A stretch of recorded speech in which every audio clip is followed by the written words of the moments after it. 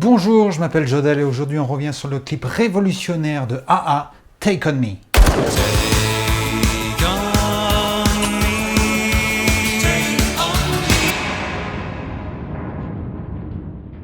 Oui, Take On Me a révolutionné l'histoire du clip avec un grand I. Il a traversé les décennies sans presque prendre de rides, ce qui n'est pas exactement le cas du groupe qui a pris un peu cher. C'est le clip parfait, combo impeccable entre un vrai concept et un gros travail d'écriture, de scénario. Une jeune fille dans un bar lit une bande dessinée sur un beau pilote qui gagne une course de moto. Ses concurrents sont très vénères d'avoir perdu, mais le garçon, tout à sa gloire, invite la jeune fille à le rejoindre à l'intérieur même de la bande dessinée. On danse, on flirte, mais impossible de se rejoindre. Le dessin et le monde en 3D sont deux réalités inconciliables. Stop! J'en profite pour vous repasser ce petit moment. Si on faisait un top 3, je l'aurais mis en 1. Voilà, ça j'adore. C'est too much, c'est kitsch, mais c'est beau. Je pourrais regarder ces 2 secondes en boucle. Alors regardez bien, je vous le refais. En plus, la batterie reprend à ce moment-là, alors que le chanteur a pris son élan afin de montrer son plus bel organe. Je parle de sa voix. Bref, la patronne du bar se rend compte que la cliente a disparu sans avoir payé. De rage, elle jette la bande dessinée à la poubelle, ce qui provoque le retour des motards ayant perdu la course. Ça suit ? Bon. En brisant le miroir, les motards provoquent la fuite des amoureux à travers le labyrinthe de papier de la bande dessinée. Coincé, le héros de la BD fait alors fuir la jeune fille et se retrouve seul face aux méchants motards. Retour de la fille à l'intérieur du bar. Elle prend la BD et se dépêche de rentrer chez elle pour lire la fin de l'histoire. Malheureusement, elle découvre que les motards ont finalement laissé son amoureux inanimé. Mais il revient à lui et défonce les cases de la BD afin d'atteindre le monde réel. Il y devient un homme en chair et en os et peut donc rejoindre pour de bon sa bien-aimée. Tout a été tourné à Londres, dans un grand studio dont on a recouvert le cyclo avec des dessins de la course de moto. Des acteurs sont engagés pour jouer les motards, on ne les voit pas dans le clip car elles sont entièrement redessinées. Mais on peut reconnaître le comédien de série Philip Jackson. My name is Philip Jackson. Ensuite, des séquences ont été tournées au Savoy Café, un bar londonien minuscule où je vous emmène faire un tour maintenant. Alors on est dans le quartier de Clapham, dans le sud de Londres, et on arrive devant le Savoy Café. On dirait que rien n'a bougé, 35 ans après, c'est ici que la fille s'enfuit du bar avec la BD. À 60 ans passés, la comédienne du clip et Morten Arcade sont tous les deux revenus ici et leurs retrouvailles ont été filmées pour un documentaire sorti en 2019. It's great fun to be here now. And it's great to see you again. Le clip est tourné 2 ans après celui de Billie Jean de Michael Jackson par le même réalisateur Steve Barron qui réalise des clips pour A.A jusqu'en 2010. La même année que Take On Me, il tourne pour eux le clip de Sun Always Shines on TV. Il faudra un jour que je vous parle de ce clip. Alors c'est un délire, des centaines de mannequins de cire dans une église, en violoniste, en choriste, une réalisation austère et une atmosphère carrément mégalo. Mais c'est le tout début du clip qui nous intéresse. Il commence là où se termine Take On Me. Nos 2 héros se retrouvent face à face, la nuit, dans un parc. Et le jeune homme, sans raison, redevient le dessin qu'il a été. Devant l'effroi de la jeune femme, il s'enfuit dans la nuit. Et là, idée extraordinaire, je trouve, alors que l'intro se termine, apparaît sur l'écran, comme dans un film hollywoodien, le mot « fin », qui coïncide avec le début de la chanson. Mais au départ, c'était pas gagné pour Take On Me qui a été un fail total à sa sortie en Norvège en 1984.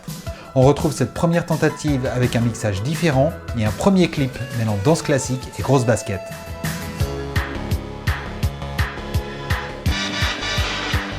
Mais cette version est elle-même l'adaptation d'une chanson plus rock enregistrée en 1981 avant même que A.A ne trouve son chanteur définitif.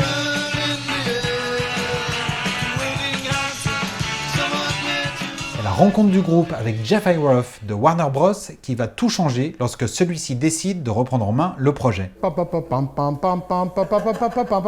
Jeff Iroff sent tout le potentiel de cette chanson et décide d'en faire un tube mondial. Il renvoie le groupe en studio et commande un nouvel arrangement et un clip plus catchy.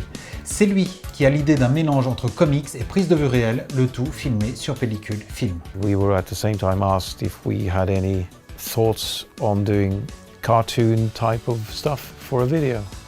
And the funny thing was we'd been talking about that. I had discussed that with the guys, that I felt that song, it would have been really cool to bring in a cartoon type of thing for that song. Il découvre alors un court-métrage appelé Commuter. Son auteur, un petit étudiant à l'Institut californien des arts, s'appelle Michael Patterson. Michael et sa copine, une certaine Candace Rechinger, elle aussi dessinatrice, signent une exclusivité avec la Warner qui décide de leur faire passer des essais. This is the first image that I drew for Jeff to take a look at the style. And I think what happened was initially had referenced a fashion illustrator and he goes, "That's not what I want." He said, "Just draw what you in your style." Et la version finale se rapproche en effet beaucoup plus du style de leur court-métrage que d'une gravure de mode. Des extraits de Commuter sont d'ailleurs réutilisés dans le clip de Train of Thought, le film colle assez bien à la chanson et les dessinateurs l'enrichissent de nouvelles séquences, toujours dans l'esprit de Take On Me. Et tout récemment, les 5 minutes du court-métrage Commuter ont été diffusées dans leur version originale sur scène pour la tournée 2019 de AA, comme une longue introduction au tubesque Take On Me. Comme ce clip est un standard, il s'inspire par définition de très peu d'œuvres préexistantes. On pense bien sûr à Alice au Pays des Merveilles pour la traversée du miroir qui mène à un monde fantastique, mais surtout la fin du clip est pratiquement un copier-coller d'un film de Ken Russell, un cinéaste que j'adore. 4 ans avant la sortie du clip, il réalise le film Au-delà du réel qui a inspiré la séquence du couloir quasiment plan par plan.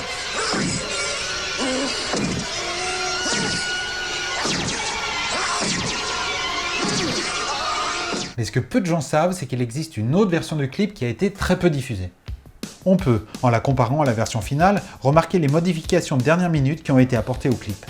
Outre le nouvel étalonnage qui date de 2010, où on a refroidi les couleurs, on note dès l'introduction une première brève apparition menaçante des méchants motards. On peut aussi remarquer des différences de plans concernant les musiciens. Et des différences de valeur de plan sur des détails ou des visages plus ou moins zoomés selon la version. Sur le dernier plan de la BD qui tombe, ont été aussi effacés les derniers dessins et on ne voit plus dans la version finale que la couverture de l'album. Le procédé utilisé dans Take On Me pour mélanger dessin et prise de vue réelle s'appelle la rotoscopie. Alors le principe est simple, on rétroprojette le film sur une table à dessin et un artiste redessine sur certains éléments de la scène filmée par transparence. La technique est utilisée dans les premiers Disney comme Blanche-Neige ou encore La Belle au Bois dormant. Le générique du Bon, la Brute et le Truand en 1966 utilise aussi la rotoscopie et aussi bien sûr Qui veut la peau de Roger Rabbit réalisé 3 ans après le clip. Patterson donc dessine sur les images du clip, pendant que Rechinger colorie et crée la séquence d'ouverture de course de moto. On leur laisse 15 jours pour faire le job, mais il faudra 4 mois de travail intensif et 3000 dessins pour boucler le clip entier. La sortie du disque devra être retardée, et on remarque, en regardant le clip au ralenti, que pour gagner un peu de temps, sur les scènes d'animation, il n'y a qu'une dizaine d'images par seconde au lieu de 25, et que des dessins très sophistiqués alternent avec d'autres à peine esquissés. On note que Steve Barron, le réalisateur de Take On Me, reprend le procédé de la rotoscopie pour AA en l'adaptant au concept des points alliés pour un clip réalisé en 1986. Et plus récemment, c'est Justin Bieber qui actualise cette technologie. Pendant 3 jours, dans une galerie d'art, les rushs de son clip ont été exposés et livrés à ses fans qui ont pu gribouiller les photogrammes comme ils le voulaient. Le résultat, un déferlement de graffiti à chaque image, collant au contour du chanteur. Le procédé rotoscopique n'a absolument pas vieilli, surtout depuis 2010 où la pellicule 35 mm originale du clip a été intégralement restaurée.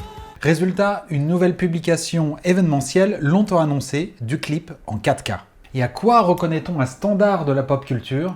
Alors non, c'est pas forcément quand on décide de se faire tatouer le clip en entier sur la peau, mais on le reconnaît au carton immédiat qu'occasionne une ressortie presque 40 ans après. L'incroyable succès d'un clip vieux de 35 ans, Take On Me, le tube du trio norvégien AA, vient de dépasser le milliard de vues sur YouTube. Il y a d'autres signes qui montrent que Take On Me est devenu un standard de la pop culture. Déjà, il a gagné 6 MTV Video Music Awards et les dessins qui ont servi pour le clip ont été conservés et sont régulièrement exposés, comme ici au Mop-Up de Seattle. Mais un signe qui ne trompe pas,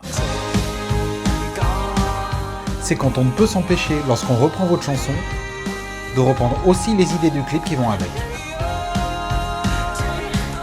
L'influence de ce clip sur la culture populaire dépasse largement celui des reprises musicales. On retrouve des parodies dans plusieurs séries.